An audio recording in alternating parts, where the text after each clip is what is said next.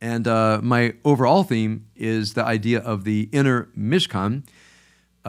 So the idea of the inner Mishkan is a inner life Hasidic idea that when God says, I will build a Mishkan, meaning the tabernacle, that there's also an inner Mishkan. And I, like you, if you've been around for a minute, you've heard this idea of the inner temple. You've heard of the idea of the divine dwelling within. It's an inspiring idea. We all like it. Nobody votes against it. And then we say to ourselves, actually, exactly how do you do it? So there's two parts in my mind with the idea of building the inner Mishkan. Number one is this. What exactly are the elements? If you go to our Torah portion, you have boards, and you have hooks, and you have curtains. There's many, many elements described in our Torah portion. If you said, for example, yes, I would like to build an inner Mishkan within, would you be able to describe the elements by which you build it? Now, it wouldn't take you too long, but it would be an interesting idea. So you could say, well, there's going to be, I'm going to borrow from the Kabbalah here. I'm going to start with Binah. There's the capacity to discern between truth and falsehood. We'll put that in. There's the capacity for great generosity and kindness. Well, there's another one. There's another plank, another pillar. I'm running through the Kabbalah here. There's the capacity for good judgment, good moral judgment, and good rational judgment. There's a plank. There's the human capacity to discover the truth about myself, about the human condition, and operate according to that truth. That's one of my definitions of wisdom. We'll put that in there. There's the capacity to be a force of the good in the world. That's the Kabbalistic sphera of Netzach, meaning not only know the truth, but actually try to bring truth into the world. This is the Navi, this is the prophet. And every one of us can be that person who can say at a school board meeting, this is not right, this is not true, I stand here, I'm against it, we got to talk about this stuff. I'm not backing down, I'm not going to cower in front of you people. That's Netzach.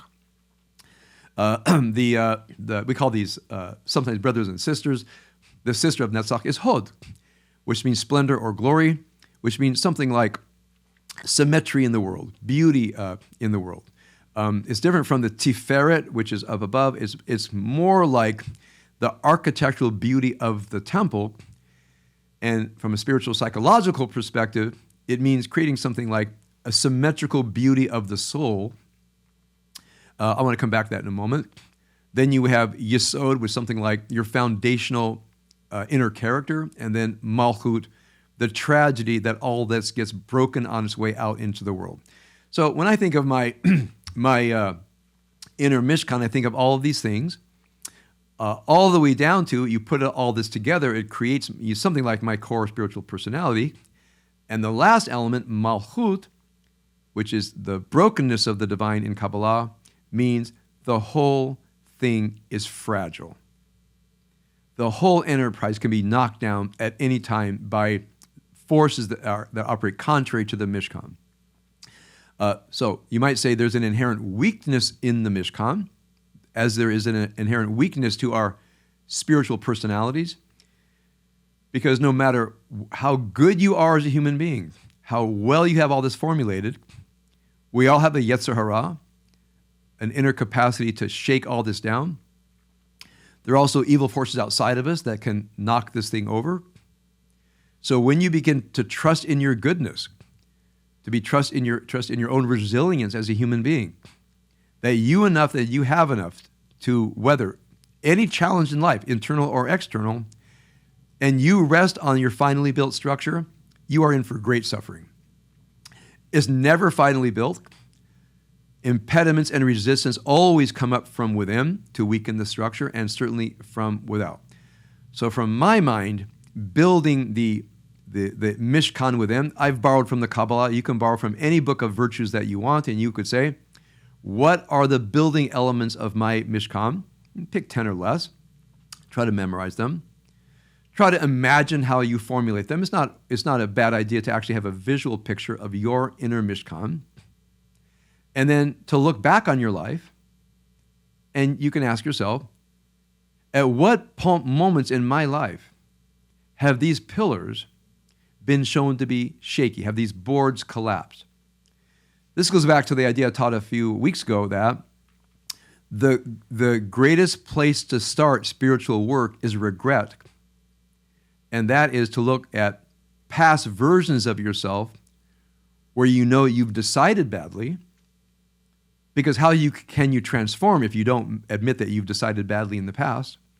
You regret decisions you've made. And even more important than regret is remorse. You actually hurt other people. So when you want to start spiritual work, you first have to find out where you failed. I think I mentioned last night how much I don't like the idea when people say, I tried my best. That seems to be a justification for saying everything I've done in the past is justified because I did it. That's actually not true. I don't know how much we always do our best. That's a dogmatic statement that I don't think is able to be displayed. I would rather say, I haven't always done my best. I have consciously or unconsciously made bad decisions, motivated by parts of myself that I had not yet known. So I'm going to take some responsibility. So I don't say to myself, I've always done my best. I'm going to say, well, maybe I haven't always done my best. And I want to find out what in me stops me from not doing my best. So when you look at this idea, so not only do I have the values, principles, and axioms that I want to live by, there's something clearly inside of me that doesn't want me to. There's something inside of me that lies to me. There's something inside that says, you have this value, but I really don't have that value. I like to say nice things. I like to have a good opinion of myself. So in this constant process of building the Mishkan, it becomes so spiritually complex. So when everybody ever says, yeah, build the inner Mishkan, when we get down into the details of it, it is one of the most complex and worthwhile things we can do. Now, I'm borrowing a lot from my classes on Wednesday night and saying that in this class I teach called Managing Ego States, that clearly is a way, using this metaphor now, of building the inner Mishkan and trying to reduce the disruptive forces that make the Mishkan shaky, that don't allow it to be a dwelling place for the divine. So every one of the negative ego states, and I go across them as anger, resentment, guilt, shame, anxiety, fear. There's a whole list of the first 10, the next 20. And I've said to people, you can look up negative ego states on the internet. You'll get a list and just pick the ones that apply to you. But a couple that I've introduced lately have meant a lot to the students. The first one was perseverating. It's a really interesting idea. When the unconscious ego self suffers some injury to its dignity and can't let go, can't stop thinking about it, can't stop plotting revenge, where people dig in and it becomes a part of their consciousness. And as I've looked at myself and other people, one reason we perseverate on certain things, I'm not talking about the perseverating of worry and anxiety. That's a different kind of perseverating. I'm talking about someone hurt your feelings, someone didn't respect you, didn't value you, didn't see you, and you can't get over the indignity. Why we perseverate and how we can stop perseverating. I talked about that last night. It's going to be up on the YouTube in a couple of days. And the one that I wanted to talk about today is the problem of ambivalence. Now, again, I don't think the term ambivalence has made it into the DSM-4. I don't know if this is understood to be in the psychological statistical manual of things that are a disorder that a therapist works on. But I've met people with ambivalence. I shared this in class. I want to share a little bit with you. I hope I didn't share it last week. If I did, I'm repeating. When you think about ambivalence, from the word ambi, two sides, valence, power or value, that many people get paralyzed in life because they're ambivalent. Now, sometimes people simply can't choose, which means they suffer from disorganized thinking, which is a whole other problem that brings so much unnecessary suffering to a person's life. And as I've taught classes and worked with people, people realized, yes, I have disorganized thinking. It's never been a good part of me. It's never brought anything good to my life. I just didn't know there was a way to actually work on disorganized thinking. So there is, but I'm going to put that aside for a moment. This is a person who has a decision ahead of them I oftentimes see it with couples counseling is one person can't make the decision to marry or not. Now, sometimes it's a job, sometimes it's a marriage, sometimes it's making a move, but there's something where, as I talk to the person, there's no more evidence to be had. There's no more evidence to be had, and they're still not deciding, which means there's something else going on. So the first thing with ambivalence is, and remember, ambivalence is something that drives God out of our inner Mishkan.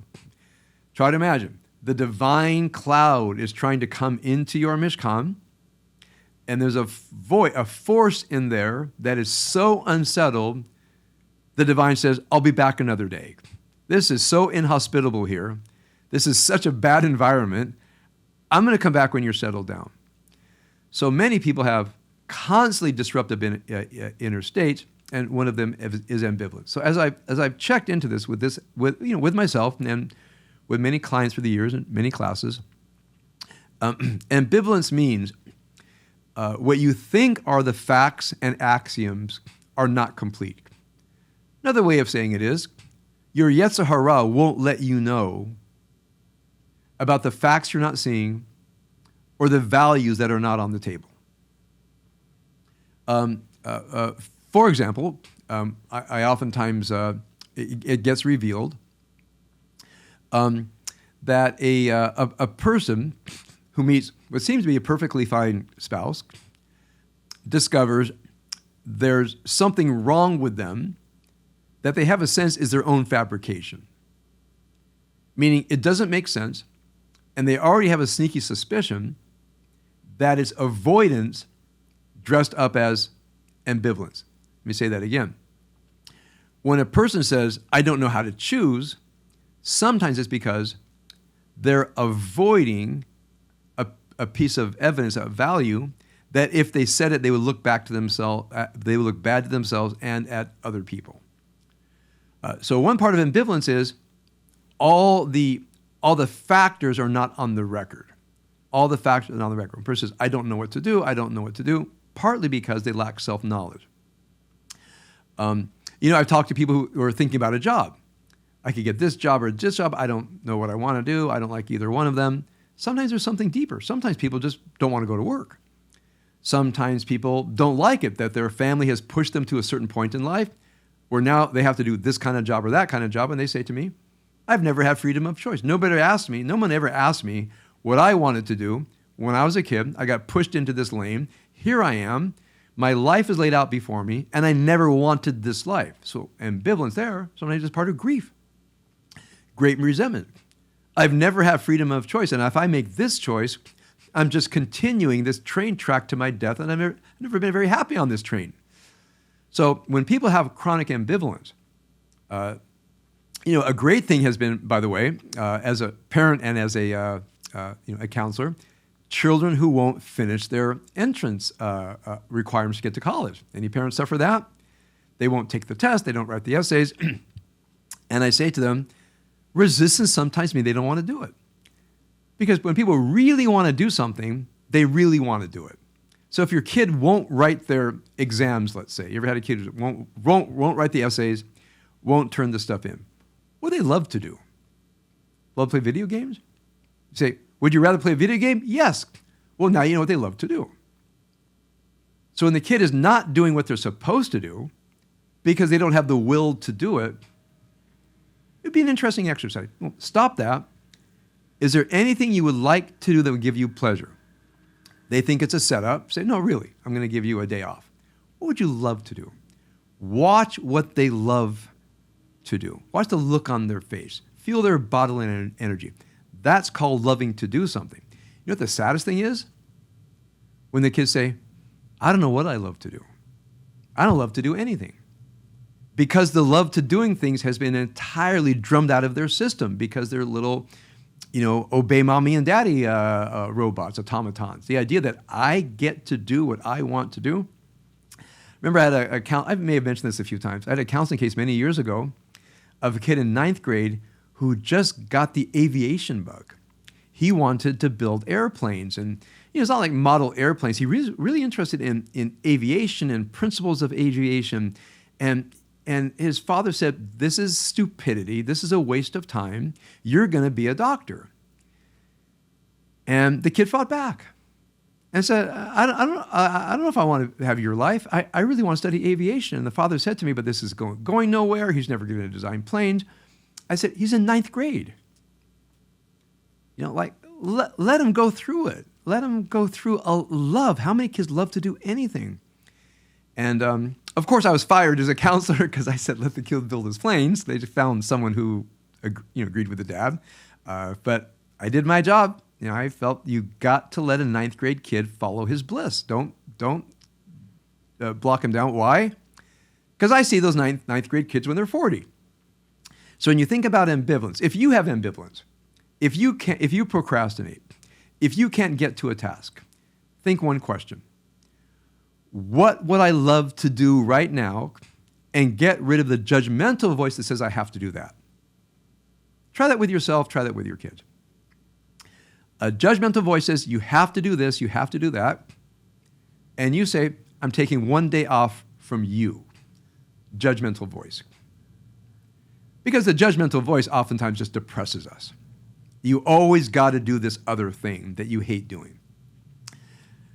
Take a breath and ask yourself, what would I actually love to do right now that would really give me not just happy, but maybe some kind of authentic happiness? If you can't think of that, there's something more wrong with ambivalence and procrastination. And the fact is, you have no path to authentic happiness in its best version, which is called bliss. Some kind of deep sense of meaning in life gained through some activity that typically requires some skill. If you have some activity that requires some skill, and when you do it, you feel authentic happiness all the way to bliss, and you love doing it, go do that. And if you don't have that, I recommend to people, find that before you work on your ambivalence. Find what you love to do, because doing what we love to do fuels the inner life. If we do enough of what we love to do, we build the dynamo for doing the stuff that is sometimes drudgery. Now, this is part of the wisdom of downtime, which I did not understand as a young person, and I used to just work myself into exhaustion. Still done and have to stop doing. My cardiologist says, you have to stop doing this. Finley, this stress thing does not bode well for you. So, okay, do more things that I love to do. But if you don't have downtime, daydreaming time, doing things that you love to do, it says your nervous system never gets a break. Your nervous system never gets to build up resilience. Your nervous system never pulsates with joy. So people suffer from ambivalence and procrastination. In my mind, they're harming their nervous system and they're harming their spiritual personality. So one of the first things I recommend, of course, is find something you love, do what you love, change your nervous system from one of drudgery to joy, connect with your deepest values, and when you get into a really good space, you can't avoid forever, but if you're already not getting it done, don't get it done for another day and enjoy yourself. That's one of my recommendations. And then come from that deep place and then look at this thing and say, ask yourself, what is it that I don't like about it? Really name it. Don't say, I have to do it, because I sometimes say, maybe you don't have to do it. I don't know if you have to do it. You think you have to do it. Your parents may think you have to do it. Your culture, your society. This idea of what we have to do and what we have not to do. You know what you have to do? I'll end here. You know what you have to do? You have to be a virtuous person. That's what you have to do. You have to not criticize and hurt other people. You have to cultivate skills for good relationships. You have to serve your soul. Your soul seeking meaning, help it. There's actually, in my book, maybe 5 things you have to do that deal with moral and spiritual wholeness. Those are your have to do. And most of them have to do with being of service to other people and carrying the greatest burden you possibly can. People say, well, what do I have to do? Regarding the people around you, be of service to them and carry the greatest burden that you possibly can. Then start worrying about yourself. And if yourself gets too enervated, too worked out, so then you might have to say, I will carry the burden of feeding my soul and then get back to my service to the world. So maybe next time I'll think the few things we have to do, and once you do what you have to do, including being of service, including being of service to your soul, including feeding your soul and having joy and nourishment of your soul, those are your have to do, then you can look at all these other things and you can say to yourself, well, maybe I don't have to do that. Maybe I'm driving my crazy. Maybe there's actually something else that I would enjoy doing. And because it's serving humanity and creating some kind of value, creating something good, and I love doing it, maybe I have to do that. All right, so my topic for today has been about building and cleansing the inner Mishkan. This idea of building a sanctuary for God is a very, very complex idea. My managing the inner state, the ego states class on Wednesday night is actually very much part of building and regulating the inner Mishkan. And I think if we intensely engage in this work, at least a little bit a day, a few hours a week, our lives and the lives of people around us are really, really going to be better. Shabbat Shalom, everybody. Great to see all of you.